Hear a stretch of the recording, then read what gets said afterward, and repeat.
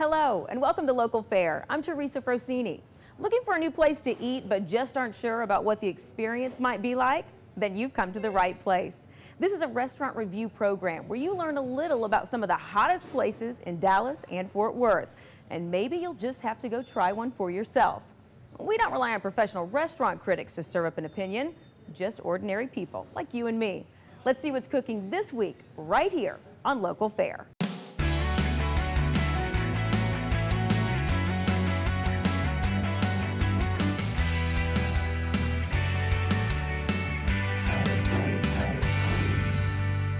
We're here again at Bowl & Barrel, our home base for gathering and talking about our week's dining experiences.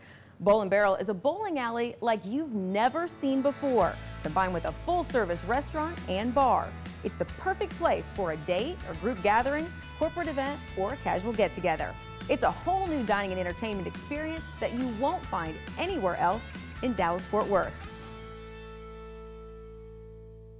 Okay, so this week we brought in 3 people from the DFW area who suggested their favorite restaurant for the other 2 to go for a visit. Come back here and tell us what they think. Our guest this week, our Jack Gosnell, is a commercial real estate broker from Dallas and suggested the restaurant Mr. Mesero. Tara Saunders is a clothing designer from Dallas and her favorite restaurant is Hibiscus. And Michelle Davis, a marketing director also from Dallas, who wanted the rest of the table to try Rise #1.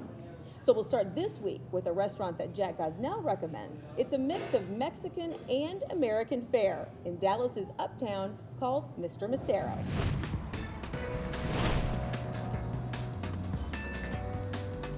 My name is Miko. I'm a restaurateur. I currently own and operate Mr. Mesero. It's 4444 McKinney. Mr. Mesero is a local neighborhood spot that provides a craving and comfort through the staff and through the food. Clean, crafted food with character. More interior Mexican. We do have Tex-Mex available because I don't believe that you can do without chiles, tequila, aguacate, and pinto bean, and lime. There's no cure for the combination. The craving will stay with you for the rest of your life. We wanted to introduce an American side. So we do a grilled steak, we do a very nice cheeseburger. We have nice items. We have American items that people crave.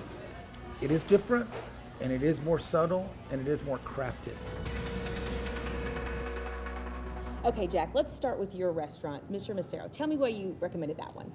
My favorite restaurant is Mesero because Miko Rodriguez is probably one of the most talented restaurateurs I've ever known. The food is handcrafted, the service is handcrafted. Miko calls it love on the house. So when you walk in, it's convivial, it's lively, it's tiny, 1,900 square feet, but the food's out of this world. All the sauces are original. Do you have a favorite that you like to get there? Yeah, I love fish tacos, but everything on the menu is wonderful. Steaks, everything is just terrific. Okay, so Michelle, tell me about your experience when you tried it. I loved it. We went with our family and another family, and the food was great. The margaritas were really good. And what did you have to eat? I had the brisket tacos, and they were very excellent. All right, Tara, how about for you? What did you think? I loved it too, and I love the fact that it was kind of a come as you are kind of place too, but still a little bit uptown. I thought the food was really good. My husband got the steak, and it was out of this world. And I got the enchilada, and I got the guacamole, and I got the queso. I'm an appetizer girl, so I tried all that. And you were right, all the sauces, everything was super authentic, super good. Did you have to wait or make reservations for it? I had to wait a little bit, but I don't really mind that. Well, okay, I'll say that the waiting area, there is no waiting area. You're really crowded towards the bar. And this was, I went, at 7 o'clock, so it was high time, but it was worth it. And it was Miko, who takes the name and sits you down, so it was really nice. The owner-operator was right there with you. I loved it. Did you find that as well, Michelle? I did. I think it's great, and it is fun to have Miko there because he's such a legend in Dallas. So what would you recommend someone to try that they have to have when they go there? Well, when that's the first thing I say. I always ask the server, what's the #1 thing I need to have at this restaurant? And she said, you have to try the half chicken, which I wouldn't expect at, a Mexican food restaurant. And then they were out of the half chicken. you know? So I'm like, don't tease me and tell me I have to have this. So I would have loved it if she maybe checked first before she got my taste buds going, but that's just another way it's gonna get me back. I definitely wanna come try that. And if you're not really hungry, there are small plates you can get with just a few tacos on them, or you can get a huge meal. I'll be smarter next time. I went at high busy time and it was super loud, but you know what? I like that atmosphere. I mean, it lent itself to it was festive. You know, we all complain about it, but we all like that. And You don't want to go to a restaurant that's quiet. Exactly. It doesn't have the energy. It was festive, so it was a good loud. So let's rate this restaurant. We'll do it on a scale of 1 to 5 as far as value and just the environment of the restaurant. We'll start with you. Well, I got to give it a 5 because it's my favorite restaurant. So, but I think it delivers. I think it's a great value for the price. I think the food's extraordinary and the atmosphere's terrific. Michelle? I would probably give it a 4.5. I think that it is a great value, and there's so many options for Mexican food in Dallas, but it really is at the top of the list. I mean, it's got a more unique menu than some of the other places, and a great atmosphere. Okay. Tara, how about for you? I agree, definitely a 4.5. I mean, it's right there at the top, and the value was unbelievable. We actually remarked on that. We had a great meal, a steak, all the appetizers we wanted, and then when the bill came, I couldn't believe that we got out of there for spending that much money. So I'll definitely be back sooner than later. Thank you for recommending it. And you'll get the half chicken.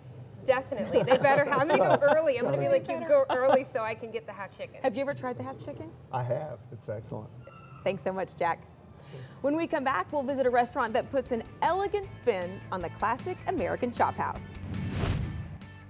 About 80% all Texas-based products that we use in the restaurant. If you're looking for a truly unique entertainment experience, look no further than Bowl and Barrel, Dallas' only modern American restaurant and tavern complete with 15 state-of-the-art bowling lanes. Whether it's a casual date, a private party, or a corporate event, Bowl and Barrel is a great way to spend an afternoon or evening and the place everyone will be talking about the next day. Great food, great drinks, and great bowling. What are you waiting for? Let's roll. Bowl and Barrel, 8084 Park Lane, Dallas.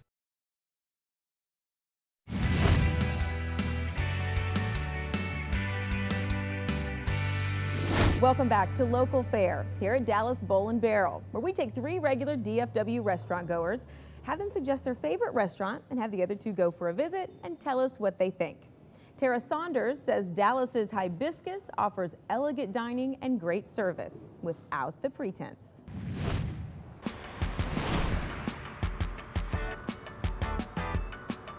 I'm Jason Ferraro. I'm the executive chef at Hibiscus Restaurant, located at 2927 North Henderson Avenue.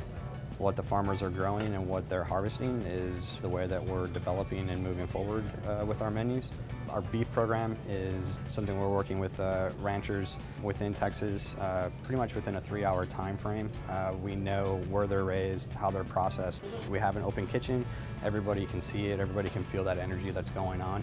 Our driving force is our wood-burning grill. Everything is essentially wood-grilled from a protein, and the flavors that we're able to get and the quality of product that we're using just elevates it to that next level. Our philosophy at Hibiscus with our cocktail program is to complement the food. Grant Parker at the bar, wonderful mixologist. It is a comfortable space to be able to come in, have a great dining experience, have a great conversation with your guests. Okay, Tara, so talk to me about Hibiscus.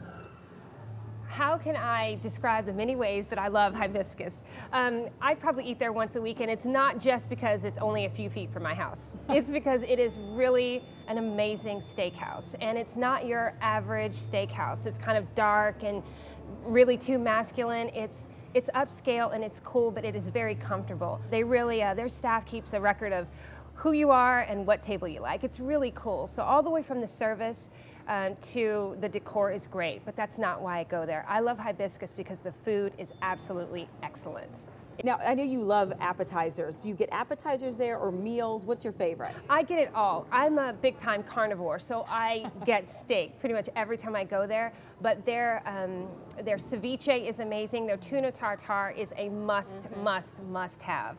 And what I love is that you can, when you get the menu, you look up in the right-hand corner and it tells you whether it's spring or it's fall or it's new. So they're always updating. So everything's always fresh and it's always new. All right, so Michelle, tell me about your dining experience at I had Hibiscus. the sea bass. It was excellent. I mean, it might be a steakhouse, but their fish is great. Yes, awesome. What other things did you try while you were there?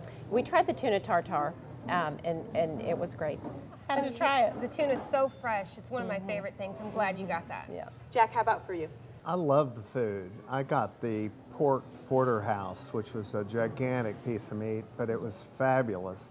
But there was an appetizer that was lamb ribs, that were braised lamb ribs, that were the best thing I've ever put in my mouth. The food overall was just out of this world, I thought. Tristan Simon, who owns Consilient Restaurants, is a talented guy at concept, just as talented as Miko is as an impresario. And that building was the old Potter Ironworks for years, so they left the industrial character of the building, and you're sitting in there having this wonderful refined food with lots of Asian influences. So it's a real exciting place to go. And when you go in, you've got the bar, which is where we usually eat, the small bar that's got the television, and it's got a fireplace, very intimate. And then you've got the restaurant, which kind of looks like that industrial. So you're really, something for all your senses in there. And Patty, the manager, like you said, the Consilient Group, they know what they're doing, and they do it well, and it's sincere. What would you say about wonderful. the atmosphere, Michelle? I think it's great. I've been there for a date night, which it's excellent for a date night, but also for special occasions. We went there for a celebratory dinner, and you can't lose. I mean, the food is excellent. All right, so let's rate this one as well. Let's talk about 1 to 5, and tell me a little bit about the value as well as far as the price. We'll start with you, Jack. I think a 4.5 for me. It's very highly rated. It's a great value. It is expensive.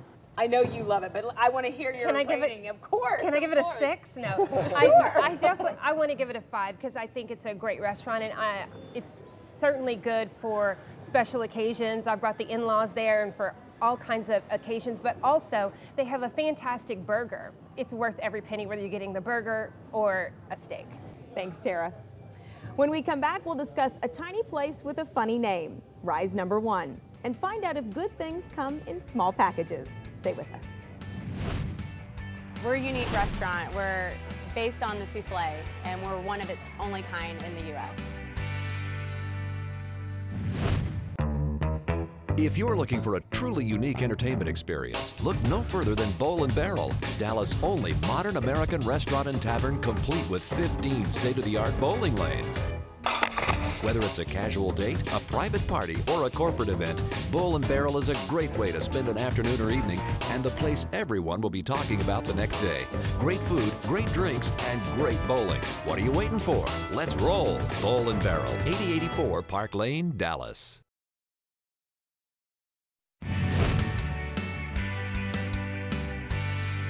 Welcome back. We have one more restaurant to discuss this week, and it was suggested by Michelle Davis. It's called Rise No. 1, and its focus is firmly on French souffle.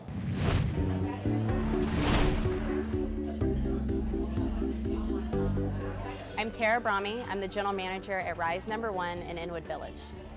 We're a French restaurant based on the souffle. We have a lot of savory souffles, we have a lot of dessert souffles. A souffle is basically an airy, baked, light dish that's made with a lot of egg whites and other ingredients. Souffles typically take around 45 minutes to an hour. The great thing about our restaurant is we can make them in about 15 to 20 minutes. And all of our souffles are under 500 calories. We have other things on the menu. We have soups, salads, steaks, ahi tuna steaks, sandwiches. We like to consider ourselves a wine bistro as well as a souffle restaurant. So we have a pretty extensive wine list. We try to focus mainly on France by bringing a lot of Burgundies and Bordeaux. We're open 7 days a week.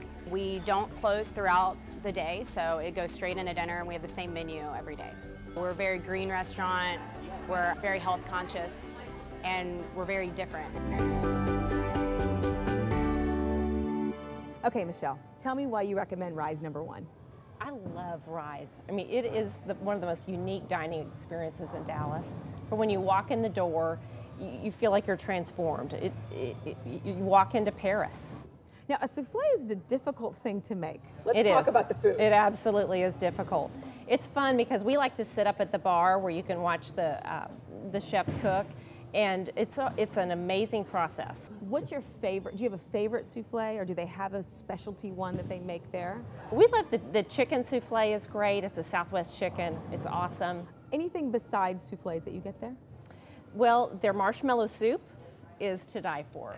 Yeah, it's really good. It's a carrot soup, and it has goat cheese marshmallows on it, which sounds completely random, but it's really, really good. They're actually tiny little souffles, too. Yes, they are. The Yeah. little goat Really? cheese. Yeah. Now, you tried, was it the soup that you said you just tried? I did try the soup. All right, tell me about your experience there in the soup. Well, I didn't even know it was carrots. I thought it was tomatoes because it tasted kind of tomatoey to me. But it was weird, and that's why I got it. I was like, Yeah. oh, why name it something it's not? You know, the marshmallow. But I loved it, and the little goat cheese souffles. It was unique. You know, and I never got tired of it. It was super rich, but I didn't. By the time I was scraping the bowl. Right, right. All the glasses are shaved off wine bottles. And that's part of what I loved about the restaurant is there's a higher sensibility to it. I had the crab souffle that was just off the chart. I don't feel like we can It talk was enough excellent. about some of the things you touched on about the decor. I mean, it really You're transformed. When you walk. I mean, in the middle of it, there's trees with lights. I mean, you're definitely. I used to live in Paris, so I wouldn't say it's Paris, but it's definitely French countryside. For Dallas, Yeah, it's exactly. Paris. And it made me feel, like you said, a higher sensibility about it. I slowed down, and you have to have patience for a souffle, right? That's right. That's what I was about to ask. It takes 30 minutes It takes a from while. when you order. So if you order a dessert souffle, you know, you're there for an hour. Yeah. Of course we did that. What was the dessert souffle you had? Chocolate, but it was wonderful. It I was had the beautiful. bread pudding. It was pretty amazing. Yeah, it is kind of a girly place, but ironically, while we were there, President Bush came, and Mrs. Bush. So I've heard it's her favorite restaurant. yeah, We've we've seen her her there twice. So Was the Secret Service there too? Oh, Like, did yes. they Oh, yeah. Oh, how exciting! In fact, we asked, like, what, you know, can we sit at that table? And they said, no, you know, it's reserved. And we said, you don't take reservations. But then we realized Well, when they apparently- came in, You're like, they reserved okay, it for the fine. president. it was like the president coming Right. or something. Exactly. Is that, yes, actually. Have you ever had? I know you've been there several times. Have you had the lobster souffle? Oh yeah, served in the lobster shell. What did you really like that? Oh yes, it's delicious. Did you not like it? I didn't. I loved everything I had there except for that. I mean, it wasn't like not good, but it wasn't, and the presentation wasn't as beautiful as when you see your cute little souffle puffed up. I thought that the corn souffle that I had was. I was already planning to come back to get it again. Really? Before I was finished eating it. It was outstanding. All right, let's rate this one, okay, Tara? Let's start with you. 1 to 5, how would you rate this? And let's talk value with this as well. Well, we had 2 souffles, and we also had a dessert souffle, and we spent over $100 for lunch. So for me, I thought that was kind of a lot, and the soups, of course. So it was expensive, but it was also fancy. I mean, it's a souffle, so I'm not expecting a cheeseburger. I give it a solid 4. I'll be back with my girlfriends. My husband's like, seriously, you know, because there were no guys in there. But I will definitely be back, solid 4. Michelle? For me, it's a definite 5. I mean, you cannot beat the food. It's such an unusual experience for Dallas. It's so different, and you know, I love to try the new souffles. Jack? Yeah, I'm 4.5 too, and it changed my mind about souffles because instead of you thinking of it as a light, small thing that you leave and you have to get a hamburger on the way back to the office, it was filling and hearty, and it was a real good meal. I probably would have never stumbled upon it, and it's truly one of the most unique experiences I've had in Dallas. Right. And that's saying a lot. Yeah. There's a lot of choices here, and so I'll be back. Thank you. It's real good. Sure. Thanks, Michelle. Stay with us. When we come back, our restaurant expert, Kyle Noonan, will be along with a few thoughts about this week's restaurants. Don't go away. If you're looking for a truly unique entertainment experience, look no further than Bowl & Barrel, Dallas' only modern American restaurant and tavern complete with 15 state-of-the-art bowling lanes. Whether it's a casual date, a private party, or a corporate event, Bowl & Barrel is a great way to spend an afternoon or evening and the place everyone will be talking about the next day. Great food, great drinks, and great bowling. What are you waiting for? Let's roll. Bowl & Barrel, 8084 Park Lane, Dallas.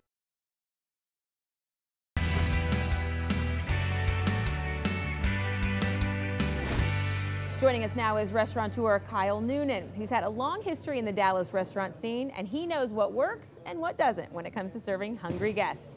All right, Kyle, what are your thoughts about the 3 locations that we talked about? They're all fantastic choices, first of all. The first one, Mr. Mesero, speaks to true Texas dining cuisine, and what people know about Texas is the Tex-Mex.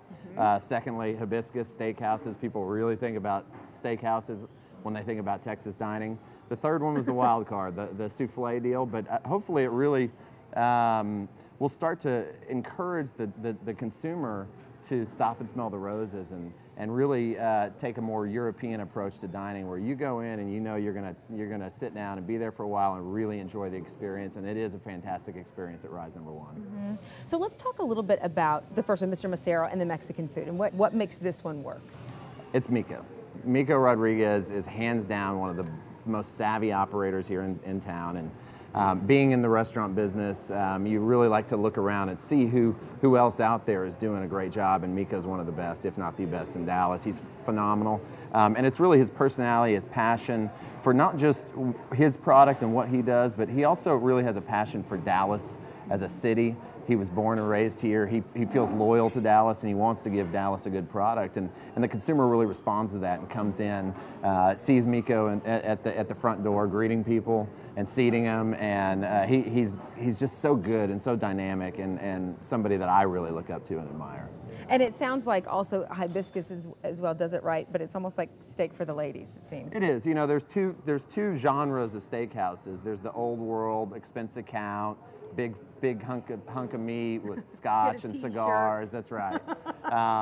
You know, and then there's the new breed, and Hibiscus was really the pioneer in Dallas of this new style of steakhouse that's a little lighter. It's a little bit more airy. It's a little bit more feminine.